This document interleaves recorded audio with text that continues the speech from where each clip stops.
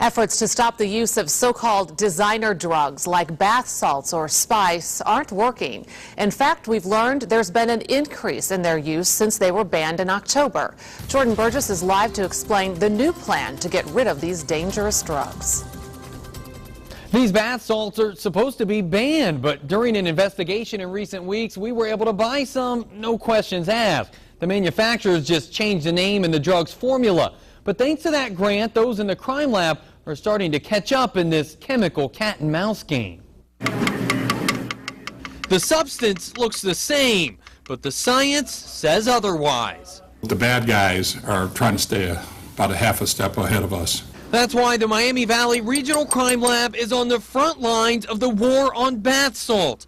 And it now has some new ammunition in the form of a $10,000 grant from the Greater Dayton Area Hospital Association.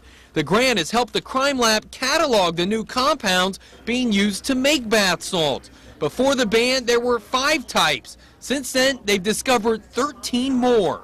As we identify something and we determine through the statute and the prosecutor that it is an illegal substance, the manufacturers are altering the chemistry. But what hasn't changed is the danger. The crime lab has seen 17 deaths from bath salts in just the last 6 months. Many others end up in emergency rooms. It impacts the entire quality of care, not only for the patient that's being treated, but for the medical personnel that are often in danger because these individuals display some type of psychosis.